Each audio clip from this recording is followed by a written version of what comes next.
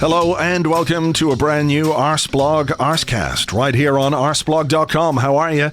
Hope you're well. It's been a weird week, hasn't it? Still feels a bit like a kind of post-Christmas New Year hangover where you're not quite sure what day it is. I think Monday Night Football has an impact on that as well. I noticed that our FA Cup fourth round tie with Bournemouth has also been chosen for a Monday night broadcast by BT Sport. So, fuck you, BT Sport. Fuck you right in your fucking fuck place. I'm tired of Monday Night Football. I hate Monday night kickoffs. And we seem, maybe it's just me, but we seem to have had far more of those than is normal. Certainly more than is acceptable. To me anyway, and that should be the baseline for this thing. Somebody did make a point to me very recently when I said, Monday Night Football, broadcasters being monsters and all that kind of stuff, that, we do benefit as a football club from the broadcasters giving us lots of money, which we can then spend on players like Nicolas Pepe and all that kind of stuff, which, I think that's fair. But at the same time, fuck them. Now, I know Bournemouth away isn't necessarily the longest trip that our away fans could have on a Monday night, but it's still a reasonable journey to get down, get back, got to get to work the next morning and all the rest. And it's, maybe fine for us who are going to be sitting at home watching it on TV. But while that's happening, we'll have had a weekend of pundits and TV talkers and radio mouths and all these people talking about how the magic of the cup, it's not the same as it used to be. The FA Cup used to be such a wondrous thing, and now look, somehow the magic of this competition has been diminished. I mean, I wonder, could it be anything to do with playing the games on Friday, Saturday, Sunday, and Monday, just so you fuckers can put it on the TV? I know we all want to see the games. We're the thirst that they're quenching. Is this our fault? I'm not sure it is. It's not our fault. We all want to see our football team. That's the nature of football fans. That's something that can always be exploited. But those that run the game and manage the competitions, do they not have some responsibility for maintaining the magic of the cup? Like the magic of sitting down with your little fella. Maybe it's the first time he's watched a game on TV, sat down to watch his team with his dad. Come on there, son, me and you will sit down in front of the TV and we'll watch the match. And we'll forge a bond that will live for as long as we're together on this earth, because that's what happens. Fathers, sons, football club support, it runs through our very veins. Let me get the remote control out there. Well, it doesn't appear to be on the TV. How do I watch this game? Oh, that's right. I've got to go to a website of a betting company and place a bet or deposit some money in an account so I can live stream an FA Cup game via my favourite betting company. This, son, is what football is all about. Don't you ever forget this. This is a special day in your life. The magic of the cup, you fucking fuckers. Anyway, I appear to have gone off on a little bit of a tangent there. We've got a very busy show for you today because we are playing Crystal Palace tomorrow, and we will be getting a Crystal Palace view of their season, of the game, and Wilfried Zaha, of course, who was very close, well, not close to joining Arsenal. He was a player that Arsenal were interested in during the summer, and he very much wanted to join Arsenal. So we're going to talk to Dan from HLTCO about that a little bit later on. We'll also be finding out why signing another Cesc Fabregas. Imagine if we could find another Cesc Fabregas knocking around Barcelona or anywhere else for that matter, why that is no longer going to be a possibility for Arsenal. or any other English club. That's coming a bit later on as well. But first, to kick us off today, Mikel Arteta has impressed most of us, I think, with the impact that he has had as the Arsenal manager. In a few short games, he appears to have done things which have made a group of players who, if they had all the medical textbooks in the world, still could not tell the difference between their arses and their elbows, and fashion them into something that looks like a football team. How has he done it? What are the things that he has done, and what might he do from a tactical point of view? Who better to talk about that than Michael Cox, who many of you will know as Zonal Marking. Hi, Michael. Hi, Andrew. Can I ask you what might seem like a very basic question, but is something like a team's structure and its organisation, would that be considered a tactical element to what a coach is doing? Because, you know, it sounds like one of the basics, but in order to implement the kind of football that he wants to play, can you look at the way that he basically positions his team on the pitch as a tactical element to what Arteta is doing? Yeah, definitely. I always consider tactics quite a broad thing. I think in punditry and journalism, it's often considered, you know, what a manager specifically does on the day to you know, expose weaknesses of the opposition or defend against them. But yeah, for me, it's quite a basic thing. It's about your understanding of phases of play and where you're positioned, and certainly the structure of the team. And I think it's particularly relevant for Arsenal when, you know, for 18 months. A key criticism of Emery's reign was really he didn't have a default style. He didn't have a default system. So just to see, you know, the players aligned in a pretty similar way in 4 consecutive games, I think is a significant step forward. And yes, certainly for me, a tactical improvement.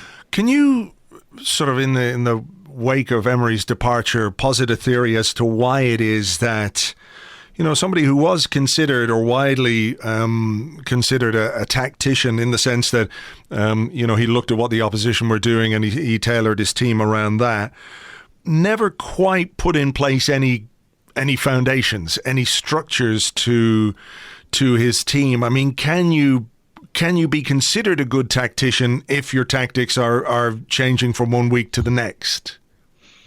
Yeah, I think it's a good question. And to be honest, I think it's pretty perplexing, really, how badly Emery did. I mean, we knew that it was never convincing from the first half of the first season. He kind of stumbled along picking up victories, obviously went flat towards the end of last year. And then the first half of this season, it really was quite disastrous. But I think actually the 4 games that Arteta's been in charge, particularly that one against Manchester United, really have put into context quite how, you know, lacking in a plan Emery was. And I guess the only real explanation is, or the only partial explanation is that he's so intent on, you know, adapting things from week to week to guard against the opposition's strengths that really there was no plan A, which I know is not an original argument, but I do think it is largely true. But I mean, you know, looking back with a few weeks, it's really baffling how badly Emery did. I mean, when there was the initial choice, I must say I was very much pro Arteta. I was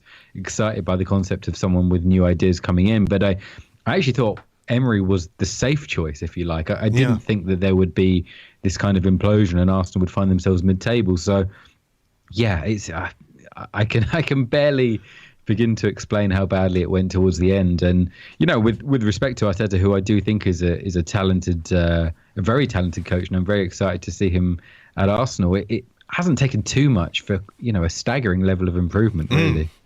I mean, I was going to ask you, is the fact that it was so bad under Emery making it a little bit easier for Arteta, in the sense that he's talked about, you know, a clean slate and giving every player a chance and what have you, but he's kind of come into a squad and a club which is it needs to go in a different direction, so he can just basically abandon whatever was there and put in place his own ideas. He's not trying to shift them from one ideology to another. There was no sort of overriding ideology or philosophy to Emery's football. So, you know, people were saying it's the players. You know, they're uncoachable. You can't do anything with these players. Arteta has shown that you actually can. And, you know, we have to caveat that as we do in the opening weeks of his reign as manager by saying it is very early and, you know, a lot can happen. But in some ways, the fact that he himself can just wipe clean whatever was there and start fresh I think is making it maybe a little bit easier for him and easier for the players to get on board with. Yeah, I completely agree. And I think that there's always a danger of reading too much into the first few games. And we have seen a kind of new manager bounce at other clubs. But I really think that there's been two completely separate improvements. One is the tactical improvement, which, we have seen quite clearly, a new system, a real defined methodical type of build-up play and constantly getting players in good positions on the overlap in particular. But we also have seen the kind of, I guess, traditional element of a new manager bounce, which is a freshness and enthusiasm about the players. And, management is a very difficult job these days. There's so many areas where you have to excel in. And I think Arteta already has shown that he has the attention of the players. He's clearly got the likes of Aubameyang and Ozil, whose future was uncertain a month ago, to buy into his methods. But yeah, there's also a structure and there's a clear plan. And it's, broadly speaking, I would say, you can tell that he has been Guardiola's assistant for 3.5 years. And obviously the main question was whether he had what it takes in terms of, in terms of personality to get the attention and the faith of the players. But I don't think that's been an issue. And certainly tactically as well, he seems very clued up and with very specific ideas for what he wants to do with this side. Yeah, I mean, you wrote a very good piece in The Athletic about what he's done with the team. I'm sure many people subscribe, but for those who don't, I mean, could you describe what it is that he is doing or what way he is setting his team up in fairly simple layman's terms to sort of outline the tactical side of his work so far? Yeah, sure. I mean, I guess one of the key parts of coaching at the top level these days is managers essentially want their sides to form a front five in possession, to cover both the flanks, to have someone in the centre and to have someone in the channels or the half spaces, as they're generally called. And the interesting thing is how managers manage to do that from a starting system that obviously doesn't feature a front five. So I think Arteta's done it quite cleverly. He's played, obviously, Lacazette as the main striker, Nelson or Pepe as a permanent right winger. And then he's got Ozil as the number 10, who's drifting into an inside right position. Aubameyang, who's starting on the left flank, but has license to come into an inside left position. And that's because of the overlapping of either Saka or Kolasinac on the overlap, which in fairness was something we saw in terms of overlapping under Emery. But I think there's more of a structure now. And when you look behind that, it means that you've got another bit of, I'd say, clever play where you've got Maitland-Niles usually is tucking inside from right back to almost become an extra central midfielder. Xhaka, I think, looks comfortable the way he's playing, drifting out to the left. So it's almost 2-3-5 in possession. And not only does that allow you to stretch the opposition and get players free in wide positions, it also means you've got a decent structure behind you, with lots of players in the centre of the pitch in a position to guard against counterattacks. So I would say that's the main thing that we've seen from Arteta so far. There's been other improvements. I think particularly the pressing has been very good, not just with the energy of Lacazette and Aubameyang, which I think people have noticed, but also there's been an intelligence about the way that they've done that. They've been forcing the opposition into pressing traps. And I think the Manchester United game was notable for how often United's defenders, Lindelof and Maguire, who are usually quite composed in possession, how often they just hoof the ball out, either downfield or for a throw-in, was very obvious. And then finally, I think the main thing in terms of the possession is how often Torreira is getting on the ball and feeding it through to Ozil. And, it sounds like a basic thing, but obviously Emery, for whatever reason, didn't fancy Torreira as a holding midfielder and Ozil certainly not as a number 10 most of the time, sometimes not in the side, sometimes not in the squad. So just the basics of getting your two best playmakers combining, breaking the lines through the centre of the pitch obviously opens up so many, options for passing routes into attack. So it's just been so impressive in terms of the structure of the team and getting the good players in possession, which is a pretty major part of attacking football, I'd say. Yeah, the possession thing is really interesting to me because, throughout the Emery era, I never really felt like Arsenal were able to control games the way that they used to I know things were a bit ropey towards the end of the Wenger era, but, just simply having more of the ball, being unpressured at times, To me, it looks like Arteta is really focusing on possession, on keeping the ball and what we can do with it. And we know, obviously, it can be a defensive tactic as much as it can be an attacking one, because the opposition can't hurt you when you've got the ball. But you looked at the first half against Chelsea, the first half against Manchester United, Arsenal in possession looked in command of those games, and they haven't done that for quite a while. But also, even when they found it maybe physically more difficult in the second periods, the organisation, the structure of the team allowed them to deal with the opposition in a more comfortable way than we have seen. So you think about the second half against Watford this season, when Watford just ran Arsenal ragged, and there seemed to be no way of dealing with that. But even when United and Chelsea had more of the ball in the second halves of those games, Arsenal looked a hell of a lot more comfortable in and out of possession. I think it's that for me is a real step forward. Yeah, I completely agree. I think there's been probably two areas where I wouldn't say they're concerning or say that, as a criticism, because it's 4 games in and a little game a little time on the training ground. But I think that the two areas I'd like to see an improvement are one, the kind of drop off in the second half, which is probably natural at this time of the year. And the second thing is, I actually don't think the scorelines have reflected Arsenal's dominance. I mean, the Chelsea game really should have been put to bed.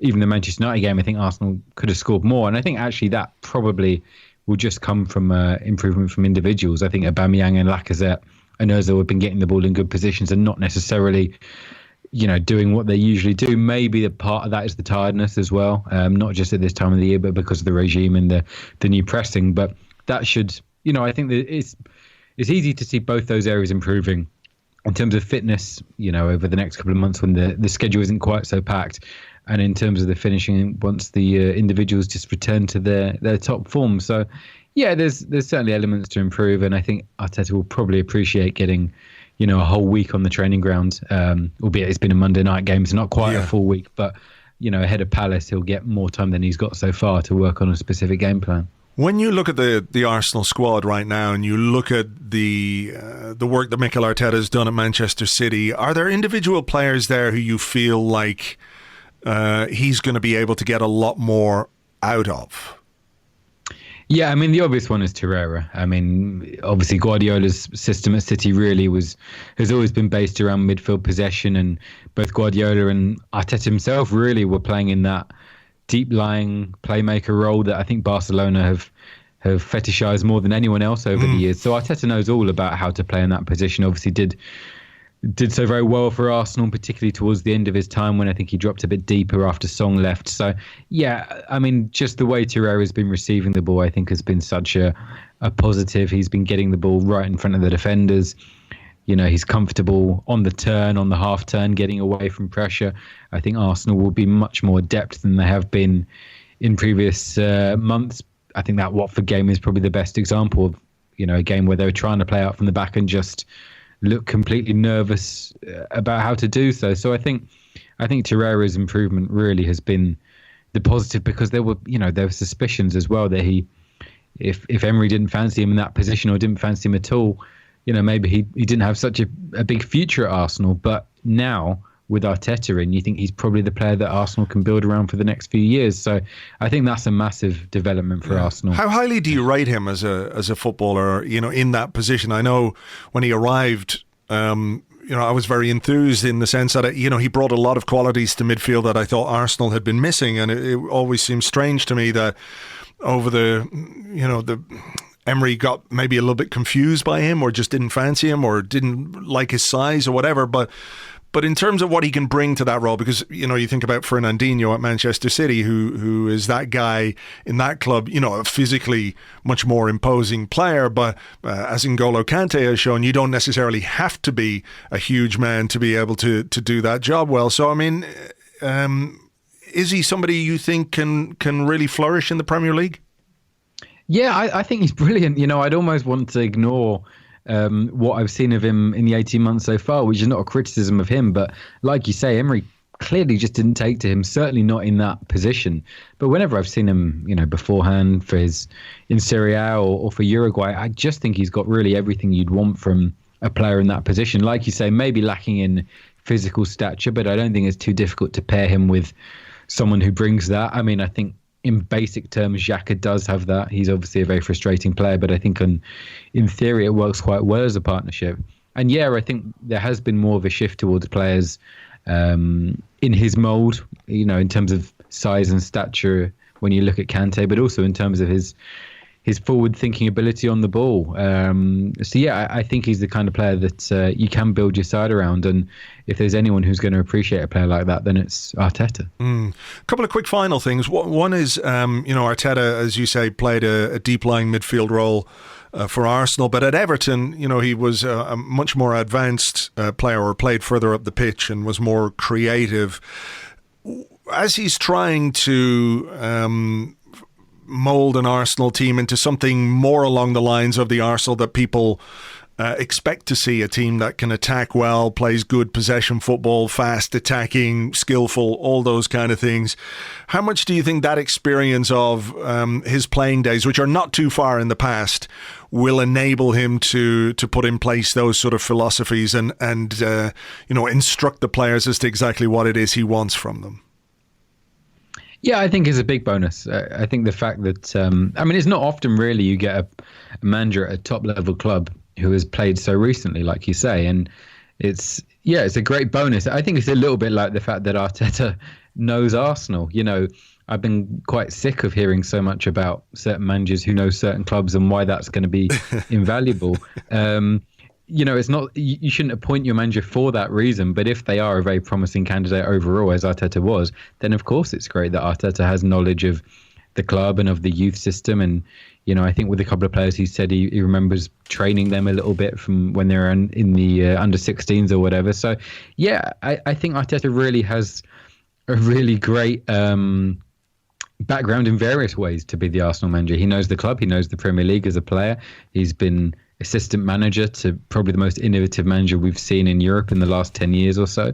So, yeah, I think there's so much to be positive about. I think the one, I realise it can sound overly positive after 4 games to speak about him like this, but the one thing personally I was a little bit afraid of was, one, he was coming to a side that really was a shambles a month ago, and 2, there was such a packed fixture schedule with a couple of really difficult games as well against Chelsea and Manchester United, that I wondered whether he was going to be able to put his stamp on the side. But, so far, without having time on the training ground, without having the opportunity to bring in his own players so far, I don't know whether that will happen. I just think it's, so many reasons to be positive for Arsenal, both on the pitch. And I think as a whole, the Emery days, I think, will be remembered not necessarily for failures on the pitch, but just the kind of general malaise in the stands, the Xhaka incident against Crystal Palace, where I don't think really anyone came off well from that, whether it was Xhaka or the fans or Emery. There was a kind of almost unravelling of the club, I think, and already things just seem a lot more united off the pitch as well.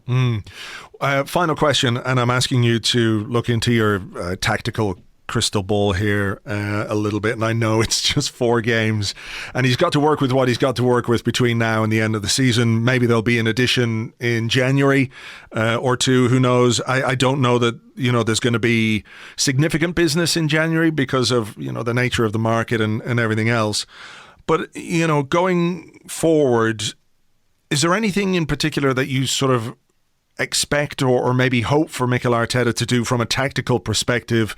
Are there new trends? Are there things developing in the game that, as a young, forward-thinking coach, he might put in place? Yeah, that's a good question. I think maybe the most interesting thing Guardiola's done at City has been the use, and to be honest, he did it more at Bayern Munich than he did at City, but the use of the fullbacks coming inside into central midfield to really prevent counterattacks through the middle, as I said about Maitland-Niles. I think that's maybe the most interesting trend of the last few years, but I wonder whether that really will play a part at Arsenal, because obviously Tierney and Bellerin are going to be the first choices when they're fit and are both very attack-minded. But I do wonder about Bellerin, because when we've seen him back after the injury, he hasn't quite looked himself in terms of his dynamic forward running, which I think is the main thing we appreciate about his game. But I've always liked Bellerin in possession. I think he's a really intelligent player. He's good on the ball. And I think when he gets into the final third, he doesn't just whip crosses into an area. He tries to pick out really kind of incisive balls. So what I'd be interested to see is whether when he comes back, whether he plays that role that Maitland-Niles has been playing, kind of coming inside into the center of the pitch, because I do think he's got the intelligence and the technical qualities to play there. And I think it'd be really interesting to see a different side to his game, not just overlapping constantly, because, with Nelson and Pepe, we've got two players there who do stretch the play, albeit in different ways. Pepe comes inside more because he's left-footed. But to see the development of Bellerin, I think could be really interesting because, I really like him as a player, and I think he's clearly a very kind of open-minded, intelligent, studious guy who might be up for kind of changing his role. So, when Bellerin is a big part of the side, I'd be interested to see what Arteta does with him. All right. Well, something to look forward to. And before we let you go, just to let people know that you do have your own podcast now. Apparently everyone's got one, but you have one called Zonal Marking. You don't have to be a subscriber to The Athletic to get it, though. Maybe just give people like 2 seconds about what it's about. Obviously tactics, but, on a theme, I guess. Yeah, it's just one every week. We focus on a particular topic every week. So this one's won't get many listeners from this podcast because it's about Harry Kane's development. But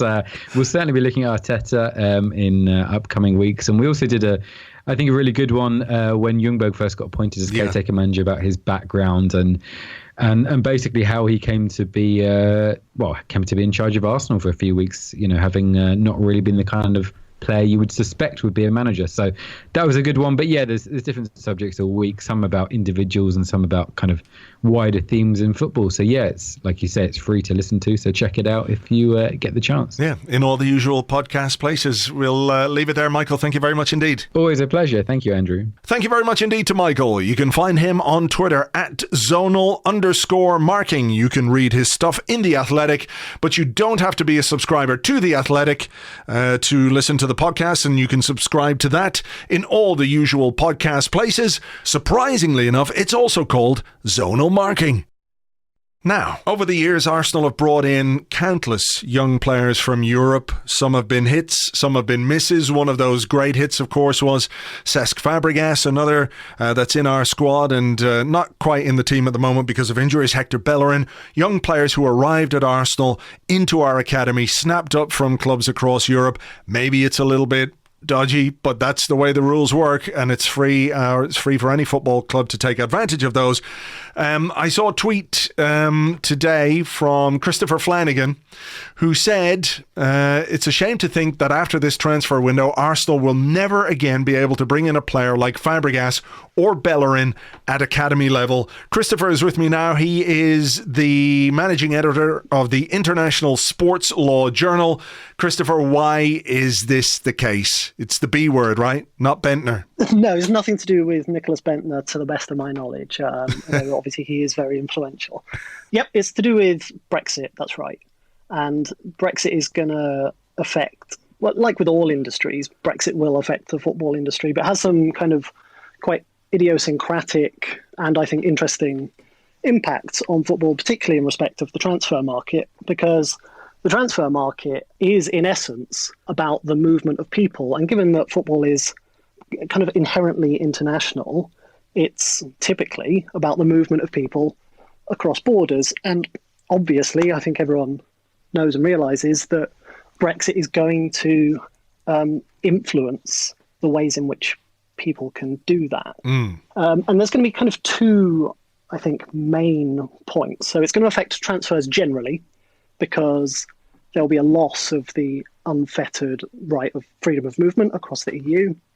But there's also going to be a specific impact in respect of the recruitment of high caliber academy players like Bellerin and like Fabregas. And that is because of the particular way in which FIFA's rules work. So you get this kind of interesting intersection between FIFA's rules and EU law. And what FIFA's rules say, basically, is that you cannot transfer players until they're 18 years old. Now, that kind of sounds incompatible with what we know about the recruitment of Fabregas and Bellerin at Arsenal, for example. And that is because there are, within FIFA's rules, 3 exceptions to that outright ban. Now, Those exceptions are players can move across borders under the age of 18. They can do an international transfer into a neighbouring association where that player lives no more than 50 kilometres from the border. Now, obviously, in the case of the Premier League, in the case of England, there are no kind of contiguous land borders with EU countries. Most of that is in the sea. Clubs don't tend to recruit many players from the middle of the ocean, so that's not very helpful. So we're talking like Spain, Portugal, France, Germany. Yeah, exactly. So if you've got things. someone who lives on the border in the Pyrenees, they could The perhaps Alsace. go to either France or Spain. Not very helpful for the Premier League. No. Another one of the exceptions is where a player's parents move, and that has to be for legitimate reasons. I think you do hear reported cases of clubs contriving to give jobs to parents, but generally that's something that FIFA would take a very dim view on. And the final exception is in respect of 16 and 17-year-olds who move within the EU, or actually the EEA, the European Economic Area. So what that means is Premier League is in the UK. Currently, the UK is in the EU. So the Premier League clubs, including Arsenal, can take players, they can transfer players from other clubs, other countries inside the EU without having to worry about this outright ban. And obviously that's been particularly fruitful for Arsenal. You know, we've talked about Fabregas and Bellerin. There's Joel Lopez, I think, currently in the academy. Yeah. And partly this has been a function of the way that the Spanish system works and the UK system works, because in Spain, young players can't sign contracts until they're 18, whereas in the Premier League, they can do so at 17. So it means that clubs have been able to take advantage of that gap to give contracts to the likes of Cesc Fabregas to attract them over. And what that has meant is obviously that the Premier League has been quite an attractive place to come for younger players. And given that at the end of January, the UK will leave the EU, that specific exemption will fall away. So the outright ban will apply unless one of those other two exceptions can be applied. Which is unlikely. Sorry, go ahead, Andrew. No, I mean, that's sort of unlikely given the difficulty or the very specific nature of those two other exceptions. Yeah, that's right. They can't be used generally to recruit players who you want to recruit because they are really high caliber players. Yeah. So what about the people who would say this could be beneficial for young English, British talent at a club like Arsenal? It would provide more opportunities for them because, you know, we see a lot of young players come from abroad, come to clubs, not just Arsenal, but to all the Premier League clubs. And the vast majority of them don't make it. And they go back to Europe and they, you know, ply their trade somewhere else in Europe. And there's an argument, I'm not necessarily saying it's one that I agree with, but that you know, for the English players or for the English national team, all those kind of things, this could actually be a good thing. Yeah, so that is certainly possible. And if you look at a club like Arsenal, where there is now, and I guess for a while has been, a very productive academy producing English players, that could be something that runs to Arsenal's benefit. Because what this is likely to do is put an additional premium on English players, because it's going to be harder to recruit high caliber players from abroad. You know, you've got a smaller pool of players you can get at. So if you can produce really high caliber players, then that is a good way of kind of having an influence on the market. You could sell those players and make good money for them on the basis that clubs are going to find it harder to get players from elsewhere. And one of the other things I touched on at the start was the fact that generally it's going to be harder to recruit players because another thing that will be lost when we leave the EU after any transition period, and I won't bore people with the kind of semantic details of that, but after any transition period, the unfettered right of freedom of movement across the EU is going to fall away. So that means for every player that a club wants to recruit internationally, they're going to have to satisfy whatever immigration rules are put in place at the relevant time. Now, at the moment, I guess people will probably be aware that the rules function primarily based on how many international caps a player has and how good their national side is. So the better the team, the fewer caps you need to have. There's also a transfer value rule that was brought in quite recently. There's an appeal process where it can be taken into account various other factors, including transfer value, players' experience, so some other factors. But that's a bit less certain. And I guess the other factor to consider is that's the rules that are in place at the moment. The FA might want to make this more restrictive in the future to encourage more domestic players. So that's still quite up in the air. We don't really know what that's going to look like in the future. But what it is almost certain to mean is that it will be harder to recruit players.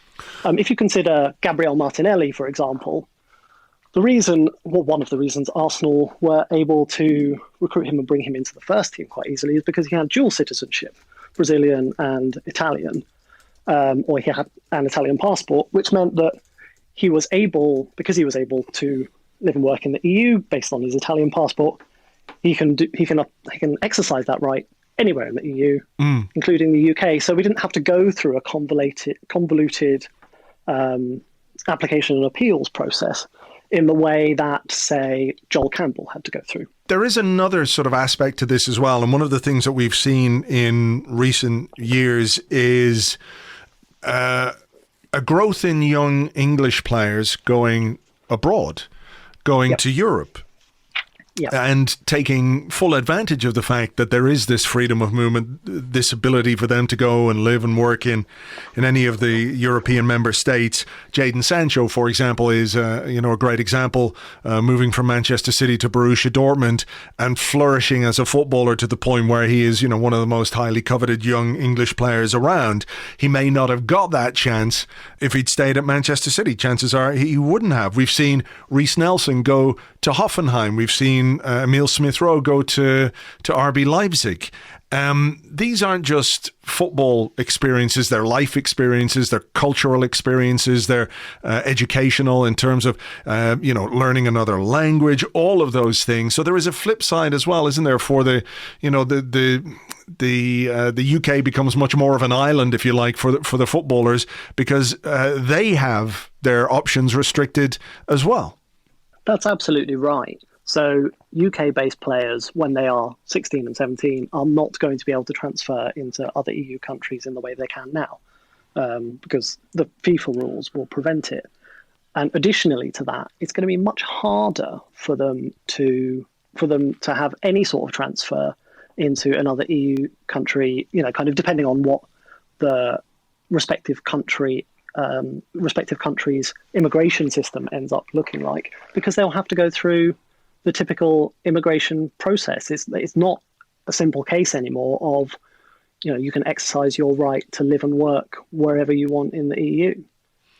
What do you think is, I know it's hard to predict the future, and maybe the FA will come up with some rules, or maybe there might be some kind of, I've heard it suggested that football might be granted some kind of an exemption. I don't know why football as an industry would be any different from any other industry. And if football is given some sort of exemption, why aren't, other businesses, other industries, which are far more reliant on people from the European Union, be given the same thing? I mean, at the end of the day, football's just an entertainment thing. But for the Premier League, which has marketed itself as the most popular league in the world, and it is clearly the most popular league in the world, but a big part of that is because it has been able to attract, for the most part, most of the best players in the world. There are exceptions. A at other clubs and in other leagues that we can all see and we're all very much aware of. But, you know, the prestige, the power, the money of the Premier League makes it a very, very attractive place for players to come. And part of that is because it's really easy to do that. It's easy for clubs to make those deals happen because they don't have to go through all this kind of paperwork and rigmarole. So do you feel like it might potentially have a detrimental effect on, I hate to say it, but the Premier League as a product? It's quite possible it will. And I think what it's quite likely we'll see, or quite possible we'll see, is a friction between the FA and the Premier League, where the FA want to focus on the development of English players who can play for the national team, and the Premier League want to have the best possible players playing in their league, so it's the most marketable possible, the most marketable league possible across the world.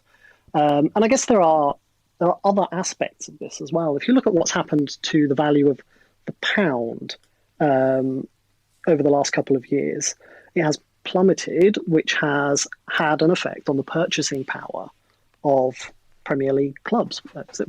Simply, £1 does not go as far. So players might choose to go to other leagues where, in relative terms, they will be paid more perhaps than they would have before. Just finally, are you...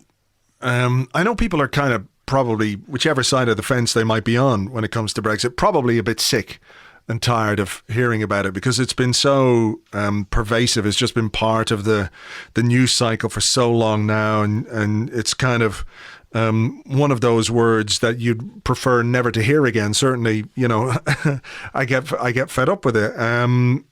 But are you surprised that more people aren't talking about the impact that Brexit might have on football? Because for all of us, this is kind of, our escape. This is something that we look forward to now again because we've got Mikel Arteta, not that we did before, but.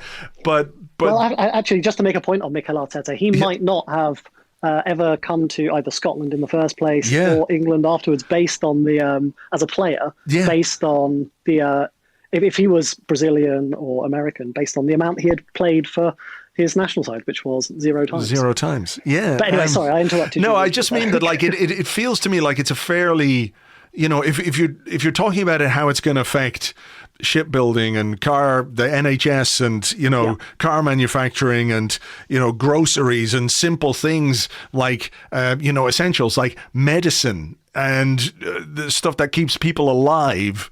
I get that they're more important, but it feels to me like football in some ways has kind of got its head buried in the sand when it comes to this. I mean, football is an important part of, it might be trivial overall, but football is an important part of people's lives. It's something that people care deeply about. And to use a horrible cliche, I am surprised that the impact on football has not been a bigger part of the narrative around Brexit, because it's going to have a big impact. It's going to have a big impact, and it will mean that decisions are taken. Decisions about how the Premier League operates, what it looks like, are going to be taken out of the Premier League's hands and outside of clubs' hands. It will be more at the mercy of FIFA and generally in respect of the government at the time.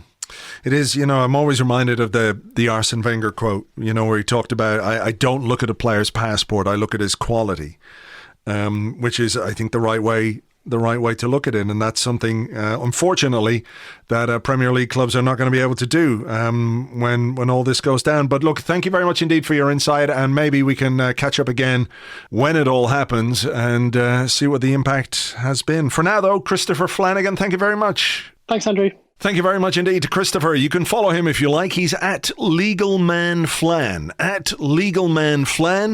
on Twitter. So if you fancy a bit of law talking, sport, finance type stuff, he's your guy. It is a difficult conversation to have. The Brexit thing is something which exercises people quite a lot. one way or the other. But the reality is that it's going to have a big impact on football. And of course, many other things, and there are more important things, but football is why we're here. So the impact of that on football is something that I think we need to talk about. And not many people are doing that, which is, it seems really, really strange to me, as if stuff is just going to carry on the way it's always carried on, or somehow just be magically okay.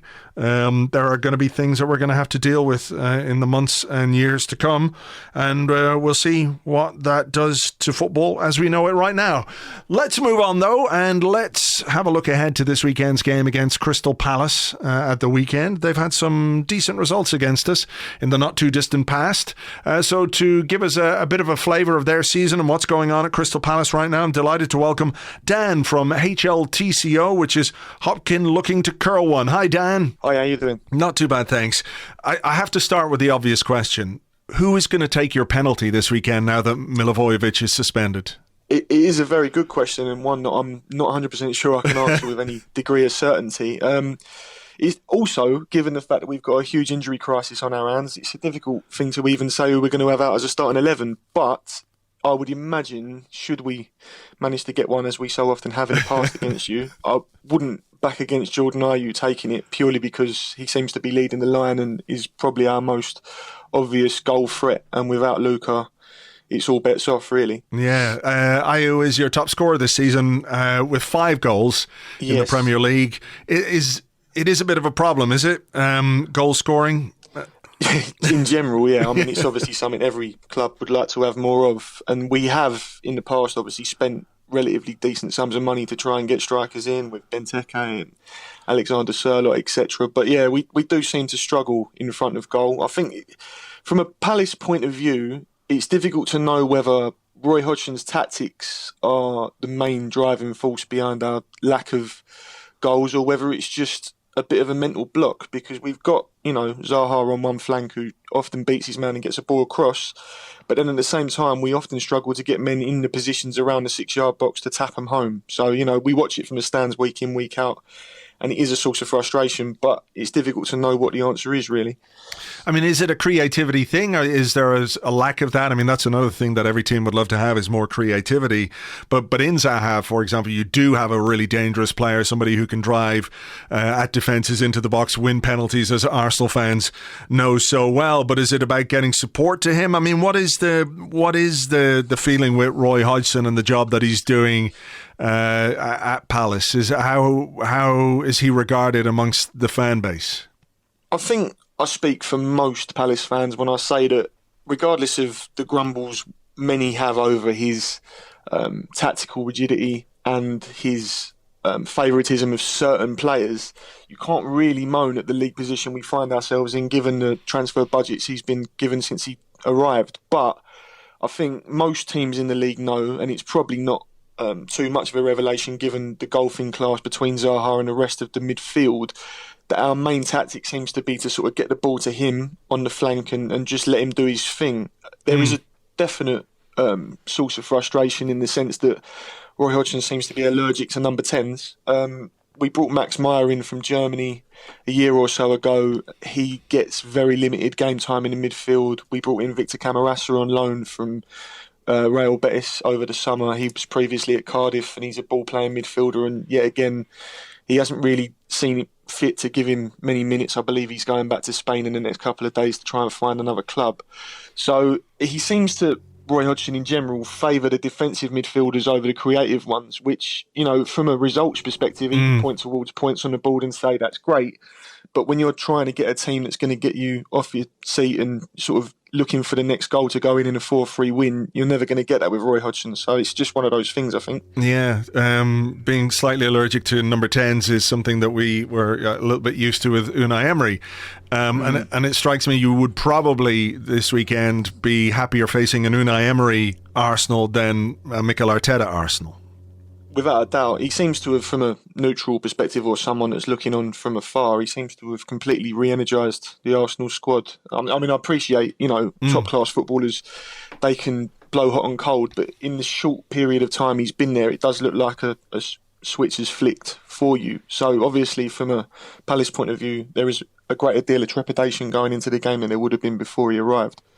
What is the situation with the injuries? I mean, who is not available for you this weekend that ordinarily would be likely to play?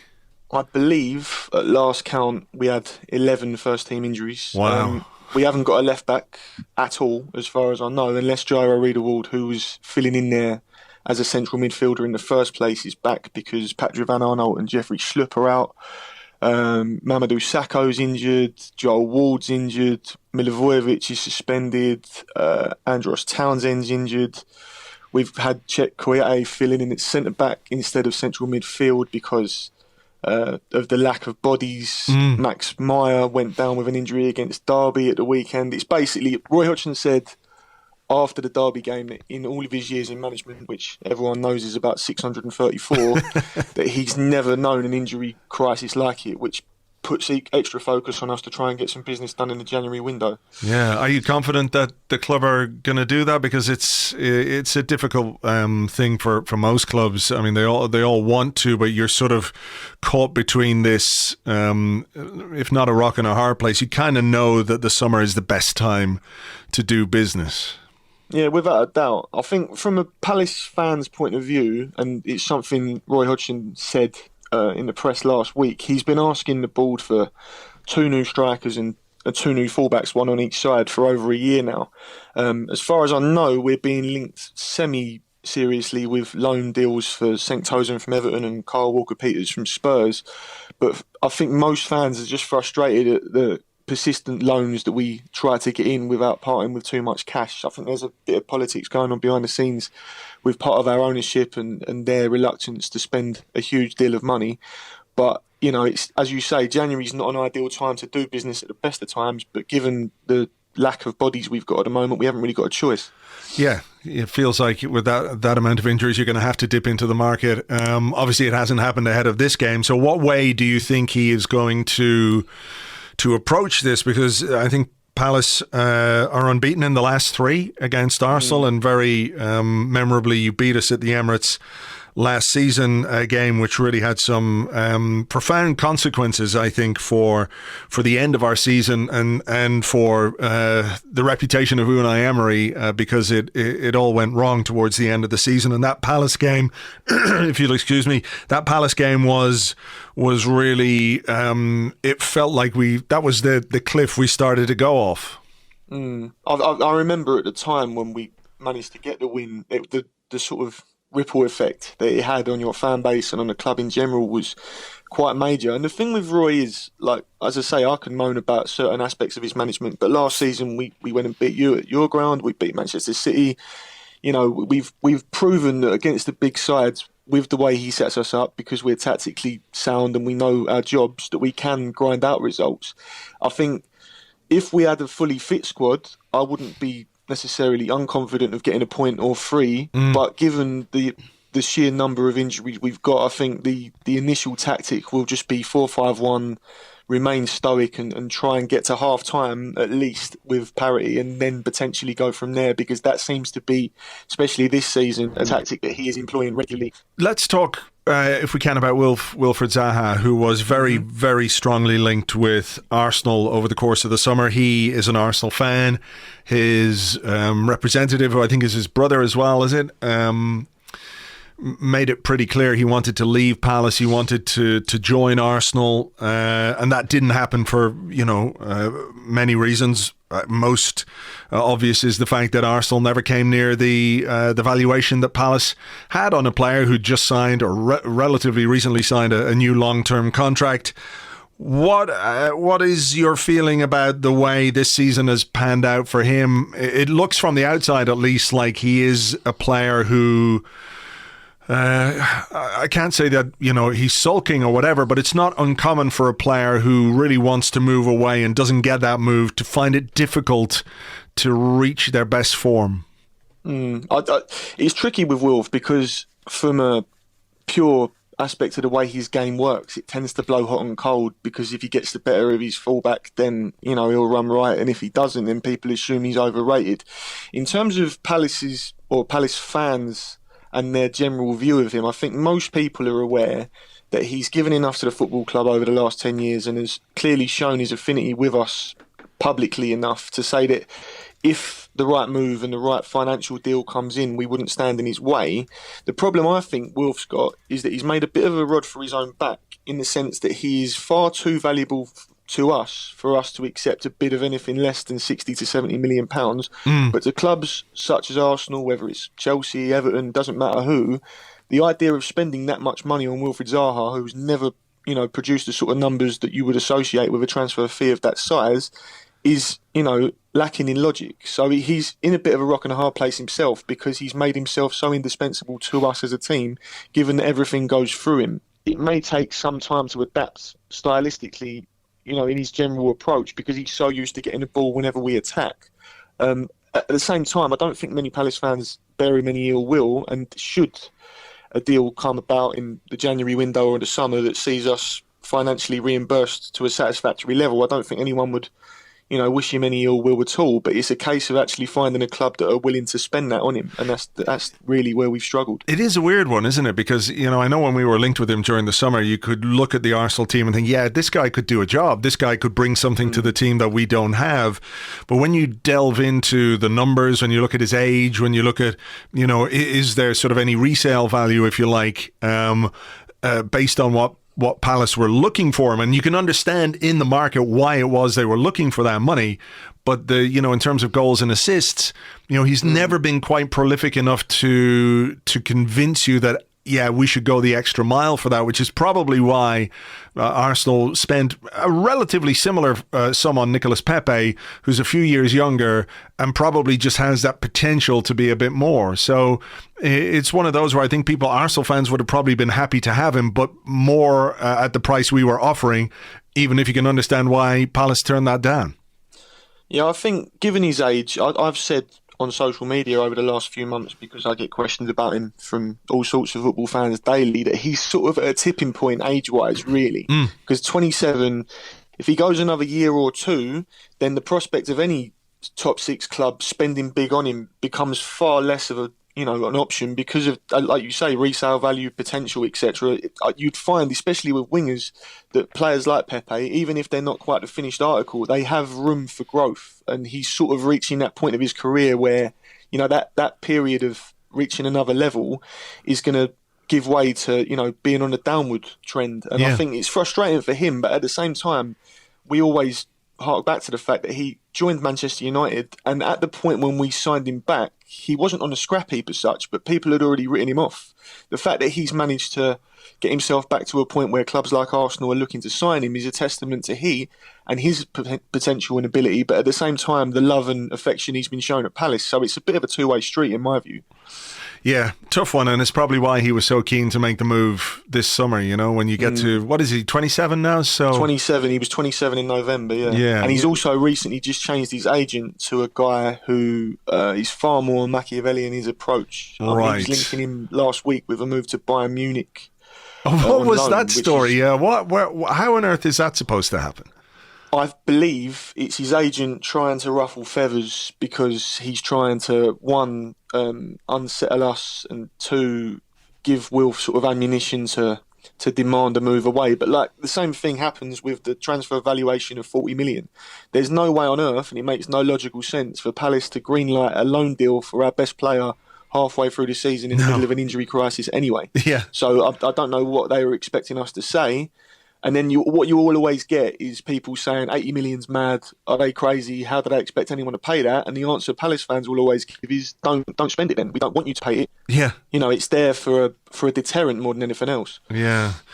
Well, look, we'll see what happens. I still have a little bit of fear about what he might do in the game on Saturday. So look, he's done it before, and he is a very good player, and it's sort of one of those things where not quite a player coming back to haunt you, but a player who you've been linked with and it didn't happen. It would be one of those kind of football stories, like a player going back to his old club. Okay, well, look, we leave it there, but just for any Palace fans that might be listening to this, you started as a sort of more traditional written website, but you've moved to podcasts, and you're on Patreon, and people can find your stuff on there. Just give us a quick rundown on what it is that you're doing. So back in July, I sort of started looking into interviewing Palace personalities, and with sort of modest aims, really, it's managed to ratchet it up to another level, because I've managed to get interviews with the likes of Steve Parish, who obviously owns a part of the football club. I've managed to interview Wilfried Zaha, Darren Ambrose, Dwight Gale, a number of Palace personalities. And now, as of the start of November 2019, I do a daily podcast Monday to Friday, just breaking down the news that's taken place in the last 24 hours, up by 6 a.m. every morning. So hopefully that's going to lead to bigger things in the future. All right. Well, listen, best of luck with that. Not so much best of luck on Saturday, but you know how it goes. Dan, thanks a million for your time. Really appreciate it. No problem. That's Dan, and he's on Twitter at HLTCO, at HLTCO. If you want to follow and improve your Crystal Palace knowledge, you can do that, but he also digs up some real rare football Twitter video gems, which are well worth a follow, in my opinion. So thank you again to him for his time, and we'll see what Arsenal can do against Crystal Palace tomorrow at Selhurst Park. The only bit of injury news that we have is that Hector Bellerin is not quite fit enough to play. He's recovering from his hamstring injury, and he's not going to make this one. Apart from that, the only players we have out injured are the long-term ones, which of course are Callum Chambers, who's missing for the rest of the season with his cruciate, and Kieran Tierney, whose shoulder injury is going to keep him out until March. Apart from that, it seems to be a relatively fit and healthy squad for Mikel Arteta to choose from, which is in stark contrast to what we've just heard about Crystal Palace, who've got a whole host of players out injured. Will that make it easier for us? I don't quite know. You know, we're still very much in the early stages of the Mikel Arteta reign. It has been very positive, no question, and the fact that he was able to elicit a response from the team when it didn't turn up in the first half against Leeds, it augurs well. But it's about getting that from the start in every game. I know it's not possible, but you know, when you're trying to drag yourself out of the hole that we've been in over the last little while, you can't afford to throw away a half of football, regardless of how weak, in inverted commas, the opposition might be because of injury. Palace start the game above us in the table, which isn't to say that we're the underdogs or anything, but we are going to have to turn up, do a good job, be professional, put the work in, like we did against Chelsea, like we did against Manchester United, like we did in the second half against Leeds. And if we do that, then we give ourselves a chance of winning this game. You can't take anything for granted, but hopefully, if we put in the effort, if we put in the hard yards, we can get the kind of performance and the kind of result that will make us all happy at the weekend. Let's hope they can produce that. James and I will be here on Monday with an Arscast Extra. Hopefully it will be a goodly morning. You can subscribe to this show on iTunes, in Spotify, on Acast, in all your favorite podcasting apps. Thank you as always for being here. Thank you for listening. Thank you for your continued support for everything that we do. We really, really appreciate it. We'll be here on Monday to hopefully talk about a good Arsenal win. In the meantime, have yourselves a great weekend. Until the next one, cheers. Bye-bye.